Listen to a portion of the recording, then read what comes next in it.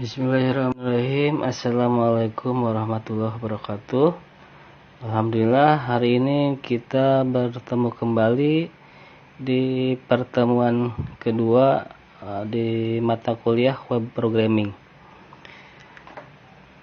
Nah, di hari ini kita akan membahas mengenai HTML, mengenai elemen HTML. Kemudian kita akan mempelajari tag paragraf, tag image, tag underlist, terus order list.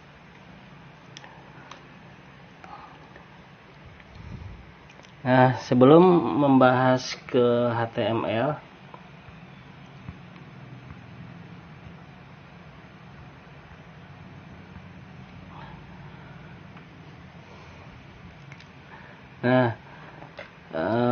sebagai sebuah bahasa markup ya, HTML membutuhkan cara untuk memberitahu web browser. Jadi fungsi tagnya itu nanti digunakan untuk apa? Jadi apakah teks itu ditulis sebagai sebuah paragraf, sebagai sebuah list, atau sebagai sebuah link dalam HTML? Nah, tanda ini dikenal dengan istilah tag. Gitu. Jadi hampir semua tag di dalam HTML ditulis secara berpasangan. Gitu. Yakni tag pembuka dan tag penutup, di mana objek yang dikenai perintah tag berada di antara tag pembuka dan tag penutup. Nah, jadi objek di sini dapat berupa teks, gambar maupun video. Nah, untuk penulisan tag berada di antara dua kurung siku ya. Nah, kemudian elemen biasanya terdiri dari tag awal dan tag akhir gitu, dengan konten yang disisipkan di antaranya. Misalkan di sini kan tag name-nya yang warna merah, misalkan di sini mau P, misalkan tag P gitu ya. Nah, terus kontennya ditulis di dalamnya, di antara tag gitu ya. Nah, kemudian yang kanan ini tag penutup ya, ada slash gitu.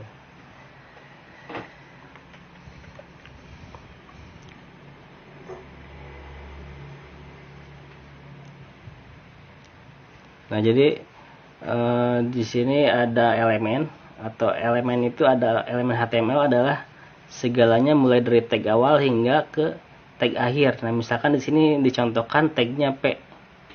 Ya, tag pembuka dan tag penutup ini yang tag P. Jadi my first paragraph. Jadi Pak untuk membuat perintah paragraf.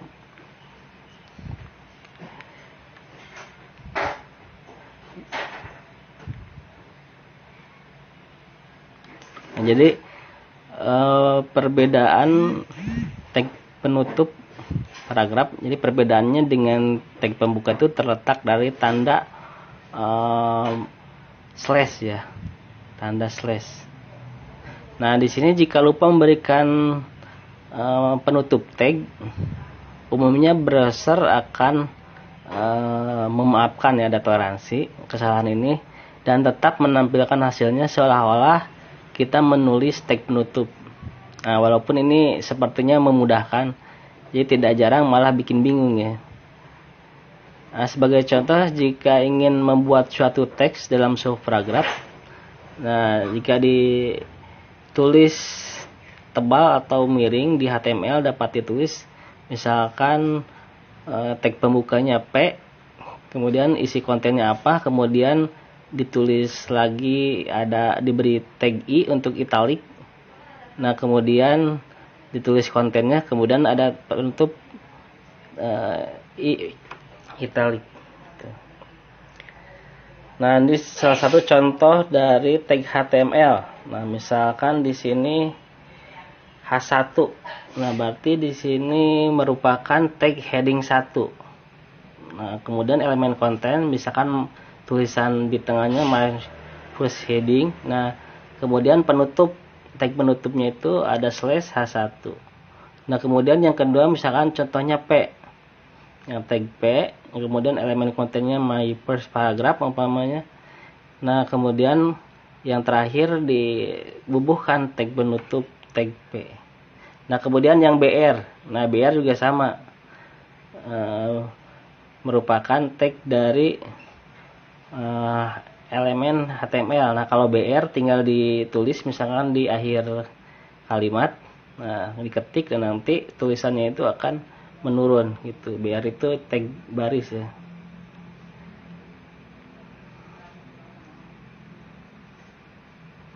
Nah di sini merupakan elemen HTML yang mendefinisikan seluruh dokumen. Nah jadi pertamanya memiliki tag awal HTML dan diakhiri dengan penutup tag HTML gitu. Nah di dalam tag HTML di situ ada elemen body. Nah jadi tag-tag yang ingin kita tampilkan berarti posisinya berada di dalam tag body. Itu di sini yang H1, P1 nanti kita akan praktekkan ya. Nah, kemudian untuk paragraf. Nah, untuk paragraf itu untuk cara menampilkan berarti tagnya P di paragraf. Kemudian tag penutupnya P nanti tuliskan seperti ini. Itu ya. Nah kemudian yang berikutnya kita gabung misalkan tag P this is kemudian BR. Nah supaya menurun ya, BR menurun ke bawah, terus tulis paragraf BR lagi nanti akan menurun ke bawah, white line break. Nah berarti satu paragraf. Jadi ini untuk mendefinisikan suatu paragraf, pokoknya tagnya tag P. Nah kalau BR itu nanti bisa mendefinisikan pemisahan baris. Jadi misalkan mau buat 10 baris berarti tulis di ujungnya tagnya BR. Jadi dia akan turun jadi menjadi 10 baris. Nah contoh di sini untuk paragraf. Nah pertama di tag P kita tulis the free tag reserve both space and line break. Nah, di sini ada di kanan akan muncul seperti itu. Nah, kemudian ada tag pre. Nah, tag pre di dalam paragraf. Nah, kalau tag pre itu biasanya akan mengikuti sesuai yang kita tulis di HTML-nya.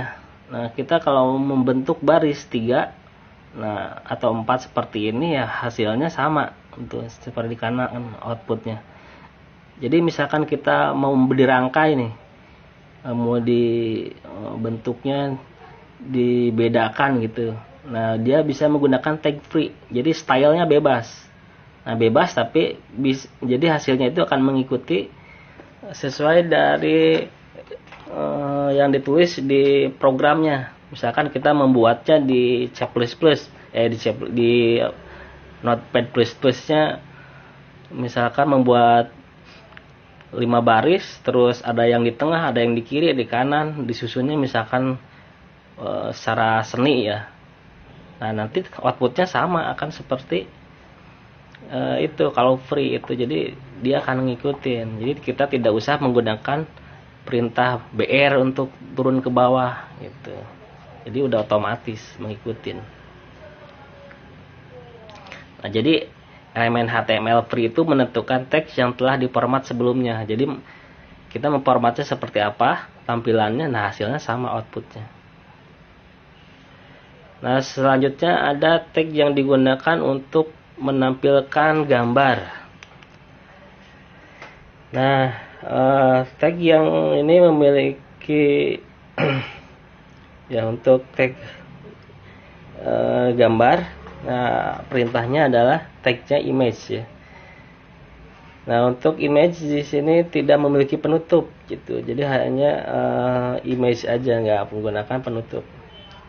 Nah kemudian atribut dapat diberikan ke dalam tag ini adalah src, width, height, alternative title. Jadi kita bisa mengatur lebar, tinggi gitu judulnya. Nah di sini contohnya untuk perintah menampilkan gambar. Nah di dalam body kita tulis image. Nah kemudian search src ya, search sama dengan kutip 2. Nah, kemudian ditulis gambar yang akan kita tampilkan. Nah, di komputer berarti posisinya di mana. Itu. Nah, kemudian untuk lebarnya misalkan width. Nah, sama dengan 150 itu untuk mengatur lebar. Nah, selanjutnya ada dua jenis list, yaitu list berurutan, order list, dan list yang tidak berurutan, unordered list. Nah, untuk membuat list yang tidak berurutan, kita menggunakan tag UL. Nah, jadi untuk membuat item pada tiap baris list yang menggunakan tag LI. Nah, jadi untuk membuat list berurutan, kita menggunakan tag OL. Nah, tag ini memiliki atribut tipe yang menunjukkan jenis penomoran dan dapat diberi nilai angka 1, A kecil, A besar, dan Romawi gitu ya. Nah, contohnya di sini misalkan kita membuat susunan acara. Nah, untuk pembukanya menggunakan tulisan atau listnya itu menggunakan Romawi. Nah, berarti di sini kita mengetik tagnya OL. Nah, karena kita akan membuat urutan. Kemudian pilih tipe. Nah, sama dengan kutip 1 gitu. Kutip 1, kutip I gitu ya. Kutip tanda ibaratnya merupakan tanda Romawi ya, cuma kecil ini.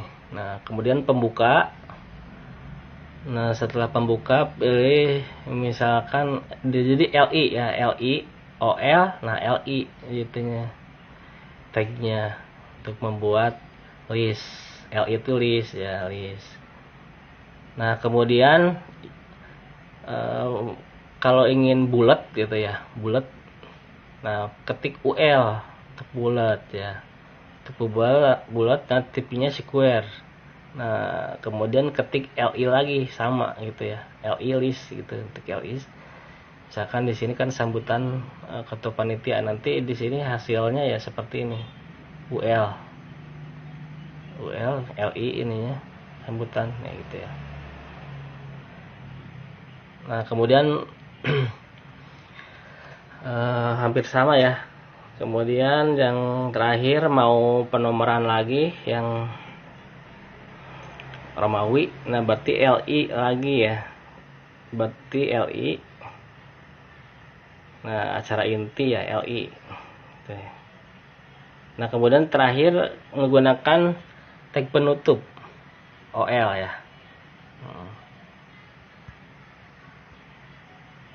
Nah, sampai di sini pertemuan hari ini.